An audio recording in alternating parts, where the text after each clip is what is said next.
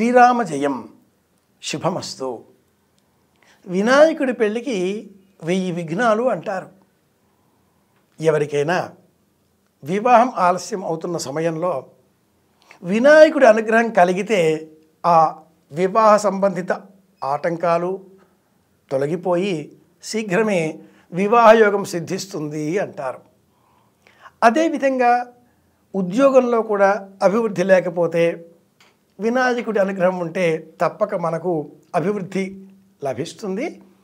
ఇంకా అంచెలంచెలుగా పై స్థానాలుగా మనం చేరగలుగుతాం అని కూడా అంటూ ఉంటారు. ఏ విధమైన మంత్రాన్ని లేక తంత్రాన్ని లేక శాంతి ప్రక్రియను అనుసరిస్తే వివాహంలో ఆటంకాలు తొలగిపోతాయి, 2 ఉద్యోగంలో అభివృద్ధి సాధించగలుగుతాం. ఈ రెండింటికి సమాధానం శాంతి కమలాకరం అనే గ్రంథం.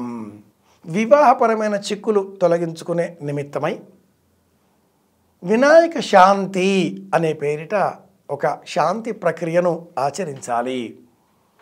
వినాయకుడు, హనుమంతుడు ఈ 20 రూపాయలు కలిసినటువంటి అర్ధ హనుమ గణపతి రూపాన్ని ప్రధానంగా ఆధారం చేసుకొని షోడశోపచార పూజలు నిర్వహించిన అనంతరం ఒక కలశంలో నీరు పోసి నిర్ణీత విధానంలో ఉపనిషత్తులను పారాయణ చేసిన అనంతరం ఆ నీటితో వివాహం ఆలస్యం అవుతున్నది అనే దోషం కల ఆ అమ్మాయికి కానీ ఆ అబ్బాయికి కానీ అభిషేకం చేయించి అనంతరం పెళ్లి కొడుకు పెళ్లి కూతురు అలంకారాన్ని వారికి జరిపి మంగళహారతిని అందించి శుభాధికములుగా వస్త్రములు అందించి తీపి పదార్థాలు చేతికి ఇచ్చి ఓం గ్లౌం గంగణపతయే వరవరద సర్వజనం మే వశమానయ స్వాహ ఈ మంత్రాన్ని ఉపదేశంగా వారికి తెలియజేసి వారి చేత ఈ మంత్రాన్ని సాధనగా జపం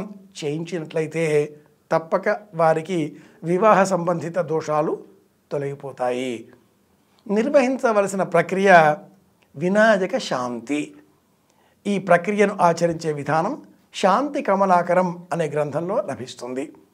మరొక వైపున ఉద్యోగం ఆలస్యం అవుతున్నది అనేటటువంటి ఇబ్బందులలో లేదా ప్రమోషన్ రావడం లేదు అనే కష్టంలో ఉన్నవారు వినాయకుడిని స్మరించి పసుపు రంగులో ఉండే తీపి పదార్థాన్ని వినాయకుడికి నివేదనగా సమర్పించి ఆ పదార్థాలను తోటి ఉద్యోగులకు కానీ కార్యాలయాలు పనిచేసేటటువంటి చోట కానీ లేదా చుట్టుపక్కల ఉండేటటువంటి యువతీ యువకులకు కానీ ప్రసాదంగా అందించినట్లయితే ఈ వితరణ ద్వారా మనలో ఉన్న వ్యతిరేక శక్తుల ప్రభావం తొలగిపోయి సానుకూల శక్తుల ప్రభావం పెరుగుతుంది. వినాయకుడి అనుగ్రహంతో ఉద్యోగ సంబంధితమైన చిక్కులు తొలగిపోతాయి.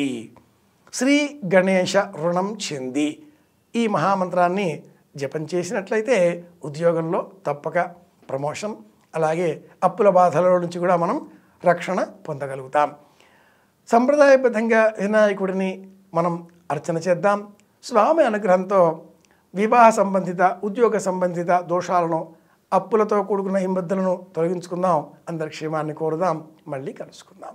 శ్రీరామ జయం. ఓం గ్లౌం గం గణపతయే నమః. మీ కాకునూరి.